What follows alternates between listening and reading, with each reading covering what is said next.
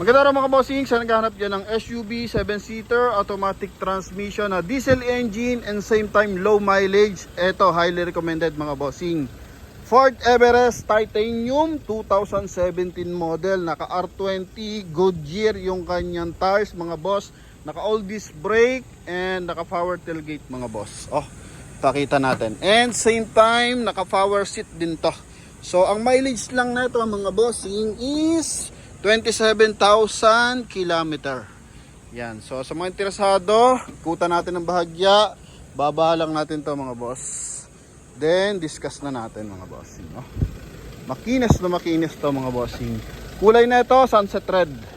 Yan. So sa mga interesado, dito muna tayo sa ating front area. Okay, so nakalock naman. Front area natin, coding natin is Tuesday ending 3. Then naka-projector headlight, buong-buo yung projector, makinis, walang gas-gas, pati yung ating fog light. So pati buong bumper ng front area mga bossing, so wala siyang gas-gas. Okay, then meron siyang skid plate na kulay silver, and same time naka 4-eye sensor, chrome naman yung kanyang front grille. Then eto nga, selected siya ng daytime running light. May garnish sa kanyang headlight, pati sa kanyang tail light mga bossing. Oh. Then meron siyang emblem ng Everest sa kanyang hood. Okay, then dito sa sidings R20 na naka 5 stud, na naka 6 stud, 6 spokes to mga boss. 95% tread life yung mags nito mga yung ating tires, and same time polished gray yung ating mags. Yan. So naka wheel arch yan mga bossing, magkabilaan. Okay, then stepboard niya buong buo. Makina na ito 2.2 liter, 6-speed automatic transmission. Yan. Okay, so eto.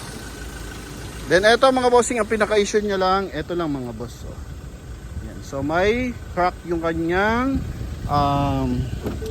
side mirror cover. Okay. Yan. Pero hindi naman siya ganoon kahalata mga boss. Oh. Presentable, umiilaw pa rin mga bossing. Then chrome yung ating door opener. Yan, door handle pala.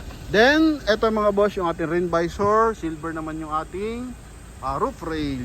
Then, interior tayo. Dito muna tayo sa ating door panel. Naka-plastic pa yan mga boss. Oh, yung ating door opener. Then, kulay gray yung ating hand grip. Napakalinis mga boss. Napakabango ng loob. Then, naka-power seat. Yan, so naka-power adjust na yan. Pati yung height mga boss. Then, power fold yung ating side mirror. Ito. Yan. Ito pala. Pakita natin mas maigi. Yan mga boss. Alright. Then, syempre power adjust yan. Zoom natin. Yun. Then, sa kabilang side mga bossing. Alright. So, yan. Retractable side mirror. Pag in-open natin, pindot lang dito. Okay, sa pag-adjust naman side mirror, dito rin. Tutulak mo lang siya kapag right, then kabigin mo lang kapag left. Then, original steering wheel cover, naka cruise control mga boss, naka voice command, and same time naka 2D na G system. Mileage natin, eto, 27,858.9. Then, 6-speed automatic transmission. Ito naman yung kanyang dashboard, so may leather sa kanyang dashboard mga bossing na kulay brown. Then dito is kulay gray yung accent sa kanyang dashboard and sa kanyang steering wheel. And same time kulay black naman yung ating ceiling with airbag sa sidings.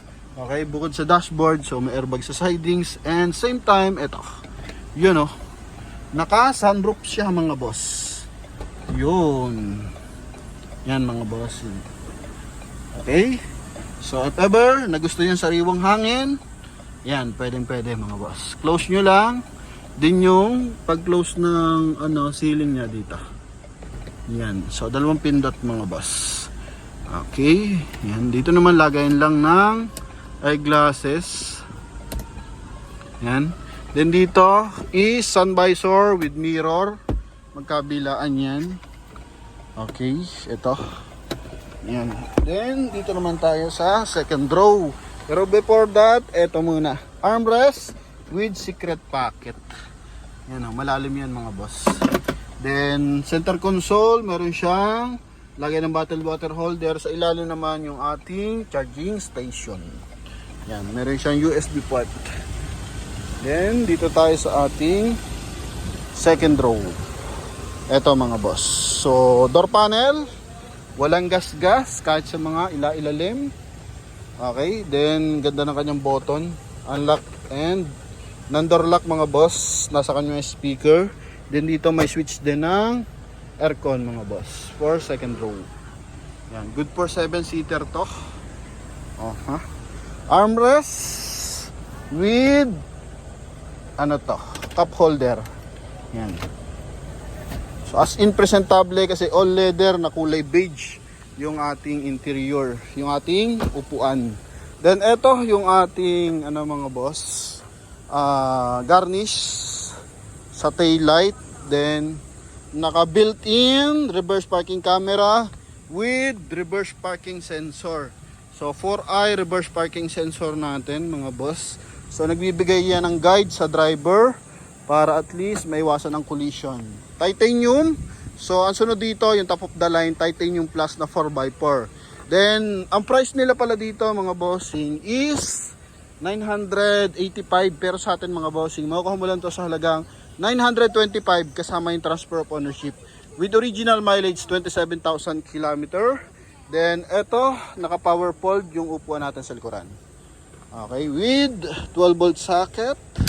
Then aircon natin simula first row, second row and third row meron mga boss, no?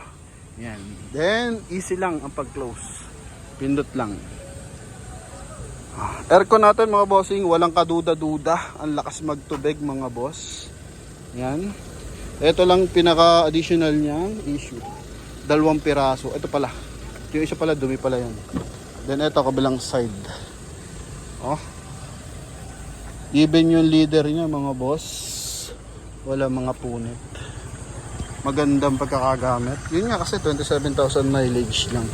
Then pakita natin yung engine bay, puro markings pa mga boss. Oh. Then may seal guard ng Everest. Then dito naka power seat din sa front passenger side. Yung yung camera natin dito na natin makikita mga boss once na nag-reverse tayo. So tara sa engine bay, door panel polish gray and yung hand grip gray din. So dalawa available natin susi. Yan. So ito sa gulong nga mga boss may himulmul pa oh. Sobrang kapal pa, 95% pa yan mga boss na R20. Sa tumatawag balikan ko po kayo later. Tapusin ko lang po ito. Malapit naman na mga boss.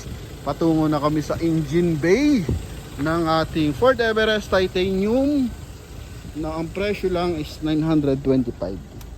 Yan. So mas mura pa rin to mga boss. And original mileage po ito mga boss.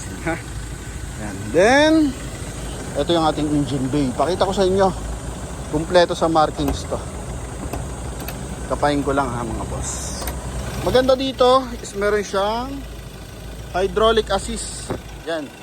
May hydraulic assist yan. Para in case sa angat natin. So hindi tayo mahihirapan mga boss. Then naka Motolite Gold yung ating battery. Yan yung mga markings mga boss. Kompleto pa. So magkakatugma lahat. No, mga bossing. Even dito. Yan. So kompleto lahat ang markings ng kasa. Alright, yun mga boss. Din dito rin sa ating panel. Yan. So mga interesado dito mga bossing, 2.2 liters turbo diesel. Alright, so buo insulator, wala nang issue ng baha tsaka bangga mga boss. Yan. Projector headlight pa mga boss. Okay. So baba natin. Yan. Ganda mga boss. So kulay na ito, sunset red. Kung interesado, pwedeng puntahan agad. Pwede magpadala ng relatives or mekaniko yung ating mga OFW na buyer mga boss. Yan, ikutan lang natin ng bahagya. Ayun pala, dagdag pala natin. Ito, yung ating spare tire mga boss. Brand new. Buno tayo ng isang himulmulo. Brand new pa to mga boss. Ha? Okay, so walang tagas. mapa front area tsaka sa rear area. Ito lang, may mga maliliit na gasgas lang dito. No, so ito naman kasi gasgasin talaga kasi pag mga may item na papatungan, pero the rest walang malaking yupe at tsaka dent mga boss. Okay? Yun. Gas-gas pala tsaka dent mga boss. So yun mga bossing, sa mga interesado dito, eto, pwede nyo na makuha sa halagang 925. Yung ating tailgate, pwede mong open dito. Oh. Additional natin yan. And yung ating pagandahin natin. Yun oh. Okay, so napakagara. Ha? Napaka-special ng datingan mo dito.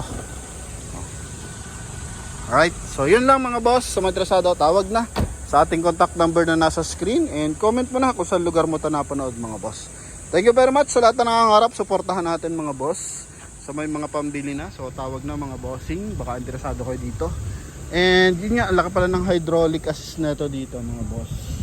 Para yan dito sa ating power tailgate. So yun. Thank you very much. God bless. Bye bye.